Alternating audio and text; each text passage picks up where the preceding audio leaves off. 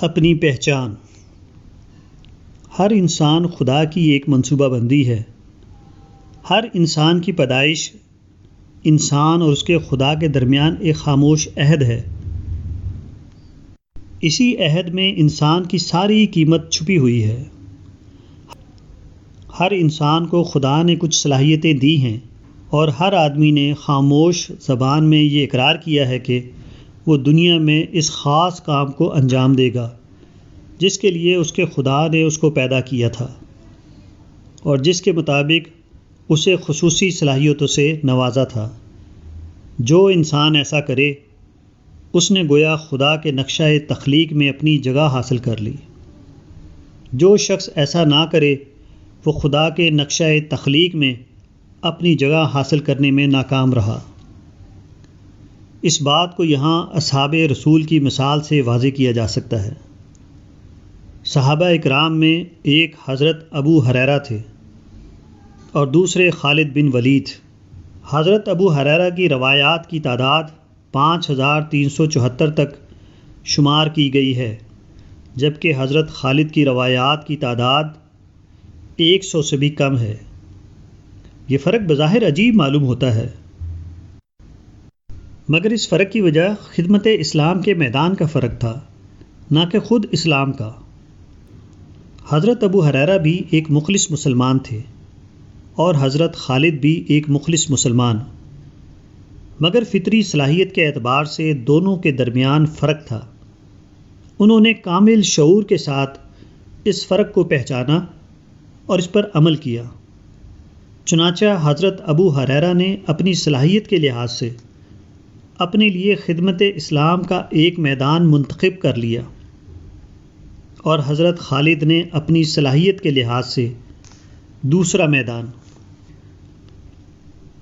حضرت خالد بن ولید رضی اللہ تعالی عنہ کہتے ہیں کہ میں جب بھی رسول اللہ صلی اللہ علیہ وآلہ وسلم کے خلاف کسی مہم میں نکلتا تو ہمیشہ یہ احساس لے کر واپس آتا کہ میں اپنے آپ کو وہاں لگائے ہوئے ہوں جہاں مجھ کو نہیں لگانا چاہیے۔ یہ احساس انہیں ستاتا رہا یہاں تک کہ وہ فتح مکہ سے کچھ پہلے مدینے آئے اور اسلام قبول کر لیا۔ حضرت خالد فطری طور پر انتہائی بہادر آدمی تھے۔ انہوں نے اپنی اس خصوصیت کو جانا اور اس کے موقع استعمال کا ادراک کیا۔ انہوں نے شعوری طور پر اس کو دریافت کیا کہ اسلامی خدمت کے وسیع میدان میں وہ کیا خاص حصہ ادا کر سکتے ہیں۔ انہوں نے فیصلہ کیا کہ وہ اپنی خداداد بہادرانہ صلاحیت کو شرک کے استحصال اور توحید کے قیام کے محاذ پر لگا دیں۔ چنانچہ وہ اسلامی فوج میں شامل ہو گئے۔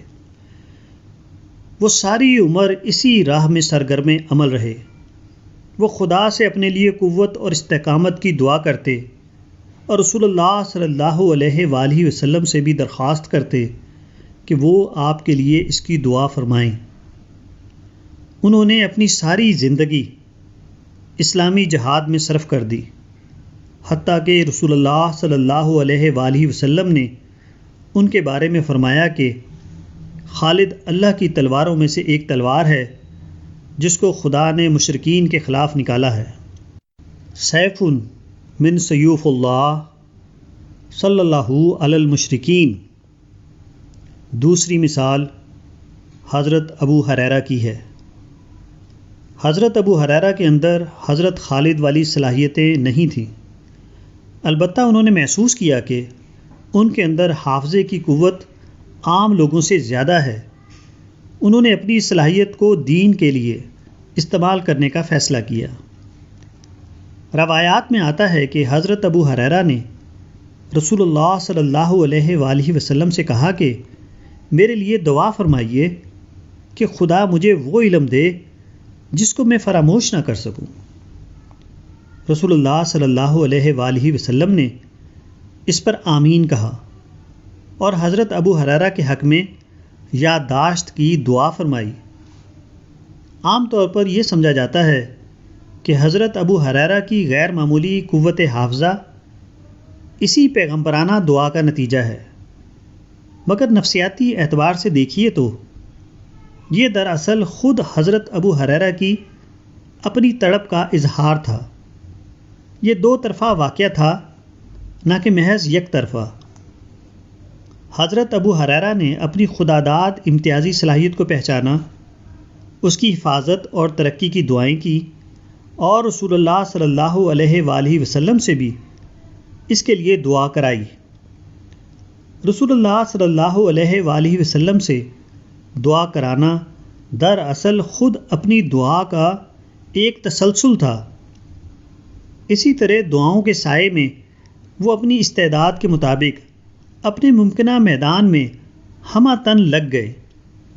وہ برابر رسول اللہ صلی اللہ علیہ وآلہ وسلم کی خدمت میں رہتے، آپ کی باتوں کو پوری توجہ کے ساتھ سنتے، اس کو ذہن میں محفوظ رکھتے، نیز حسب ضرورت اسے لکھ لیتے۔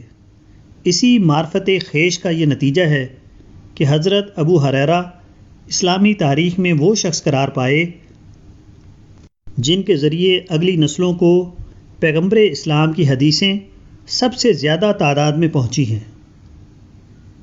ہر آدمی کی سب سے پہلی ذمہ داری یہ ہے کہ وہ اپنے آپ کو پہچانے، اپنے آپ کو جان کر وہ اپنے لیے بھی زیادہ مفید بن سکتا ہے اور دین کے لیے بھی۔